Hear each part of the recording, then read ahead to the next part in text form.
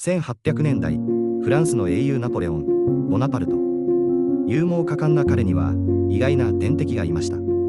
その夜、ナポレオンはいつものように寝室で休んでいました。が、静寂を破るあの影が。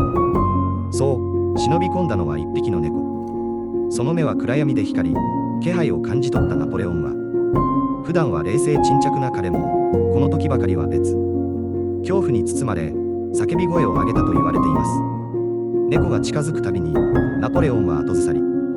皇帝が小さな猫に追い詰められるなんて、誰が想像したでしょう。この噂話は真実か、それとも誇張か。いずれにしても、ナポレオンも猫には勝てなかったようですね。